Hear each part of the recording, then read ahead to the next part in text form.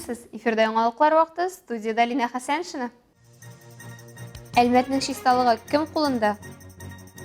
Бөгелмә районында олы йөрәкле кешеләр балаларга уен мәйданчыгы булдырган.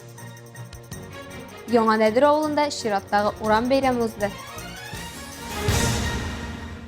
Әлмәт каласы менә берничә ел рәттән республикада иң чиста төзек шәһәрләр исемлеген җитәкли. Бу юнәлештә Татнефть компаниясе белән берлектә күзгә күренми торган зур күләмле эш башкарыла.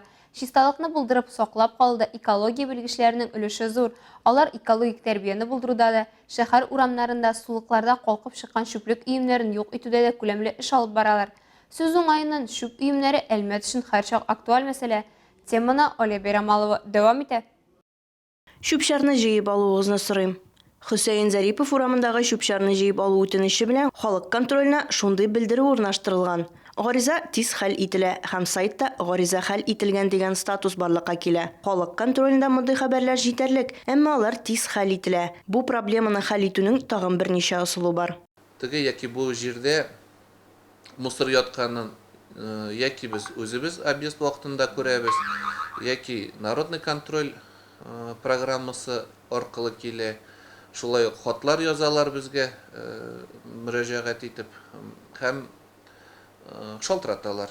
Приемныйга шалтыраталар, анда специалист язып ала да, безнең сотрудникларга передает.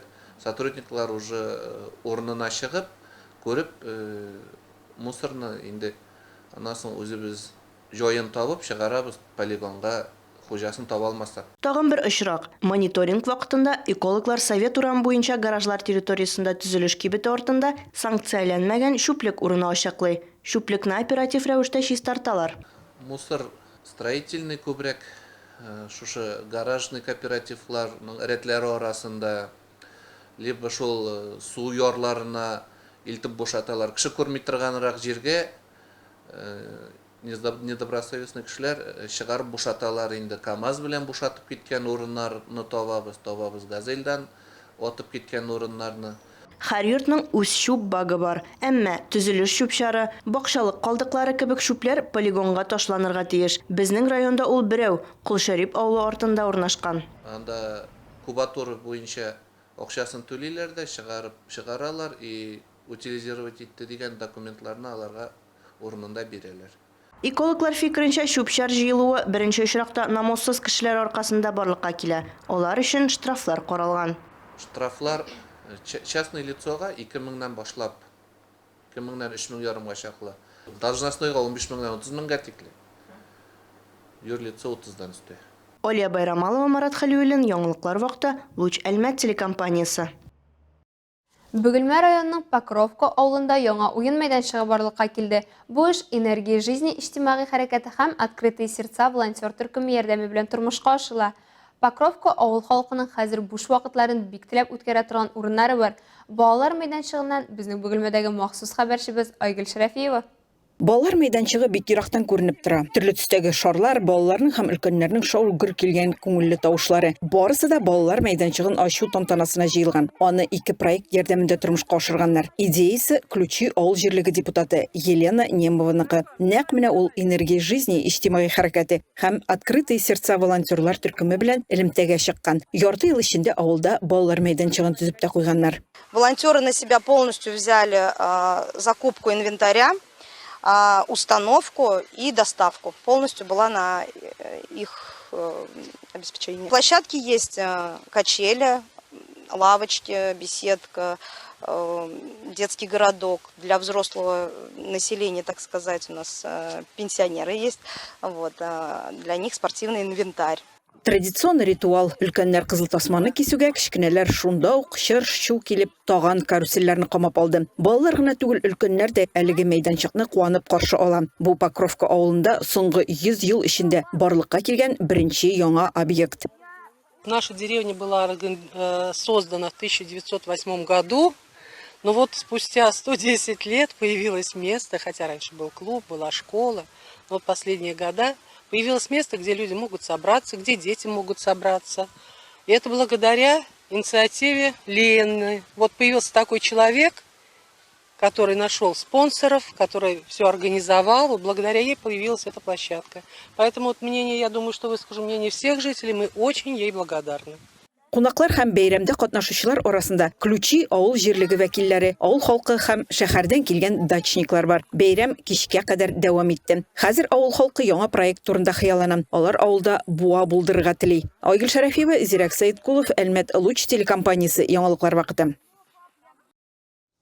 Кичә Чистайда региональ шахмат турниры тәмамланды. Республикабызның барлык шахмат мәктәпләреннән иң яхшы уенчыларны җыйган Большая Кама ярышлары нәтиҗәсе буенча Әлмәтләр 11 команда арасында 2нче урын яулый. Бер уенчыбыз авыру сәбәпле 3 соңгы турны калдырмаса, Казан белән 1нче урын өчен көч сынаша идек, диләр шахмат мәктәбендә. Ел сайын республикабызда Гран-при Заками исемле шахмат турнирлары сериясы уза. Анда бары тик шахмат буенча спорт мәктәпләрендә шөгыльләнүчеләр генә катнаша ала. Один из них, 21-й региональный турнир «Большая Кама». Шуларның берсе Большая Кама 21-нче региональ турнир. Ул 20 июльдән 24-нә кадәр Чистайда уза. Турнирның беренче көне 20 июль халыкара шахмат көненә туры килә. Начало турнира 20 июля совпало с Международным днем шахмат, который отмечается во всем мире 20 июля.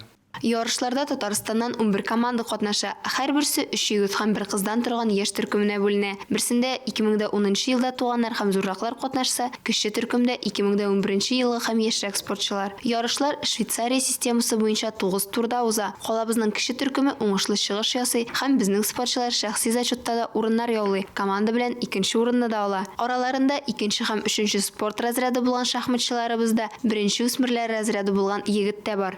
Калабызның дан еракларга таратучылар әлбәттә Әлмәтнең тырыш кешеләре. Күпчелек грек-рим көрәшендә, милли көрәштә уңышка ирешүчеләр турында сөйләсәк тә, интеллектуаль спорт төрендә нәтиҗәләр бирүчеләрне дә онытырга кирәкми. У меня было 9 соперников. Мин 9 көндәш белән уйнадым, 6-сын җиңдем, бераз дулкынландым, аннан борчулдан арындым. Призлы урын алуымны белгәч, мин сөендем. А когда я узнала, что у меня будет призовое место, я обрадовалась. Занимаюсь шахматами еще с садика. Моего тренера зовут Рафаэль Саматович. Мин шахмат белән балалар бакчасыннан ук шөгыльләнәм. Тренерым Рафаэль Самат улы. Мин еш уңышлы чыгыш ясыйм. Соңгы ярышта команда белән 2нче, шәхси зачетта 3нче булдым. Я занял командное 2 место и среди личников 3. 11 яшьлек Данис шахматтан тыш хоккей белән дә шөгыльләнә. 10 яшьлек Азамат белән Алмаз йөзү белән мавыга. Всего было 9 туров, у меня 6 побед, 6 место. Мне нравятся шахматы тем, потому что там можно развивать творческое, логическое мышление. Мне нравятся шахматы, потому что там развивается логическое мышление, как и Азамату. Бәйрәмнәр берләштерә, дуслаштыра, араларны якынайта. Шуны истә тотып, Яңа Нәдер авылында урам бәйрәмнәре уздыра башлыйлар. Районның иң зур торак пунктында бу чара 2004 елдан бирле оештырыла башлап, күркәм гадәткә кергән. Традицияләрнең саклануына безнең иҗат төркеме дә инанып кайтты.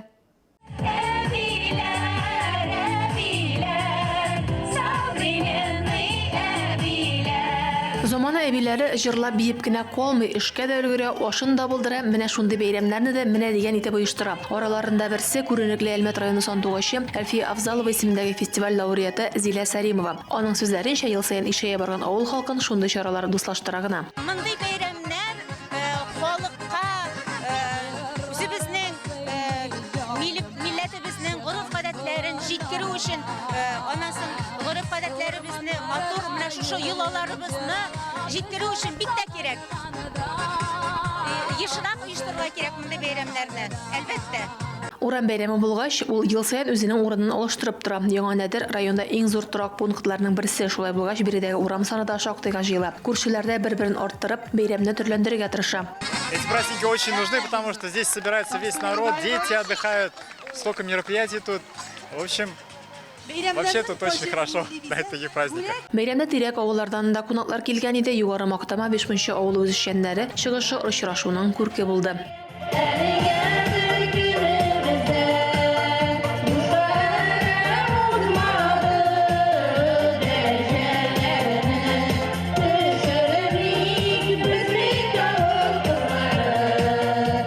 Әлбәттә, инде биредә төрле ярышларсыз булмады. Инде су күптән өйләргә кергән булса да, кунаклар көянтә чирәкләп су ташуда ярышты.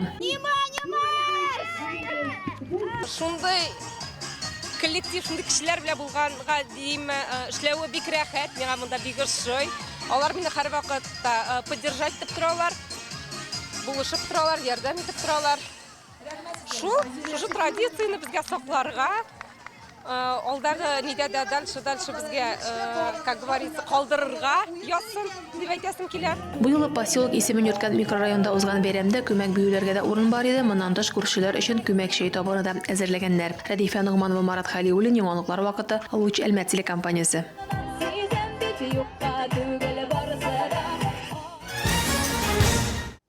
Әлегә шулар, мин Лина Хәсәншин һәм монтаж операторы Оля Берамалова сезнең белән сау булашабыз. Исән-имин булыгыз.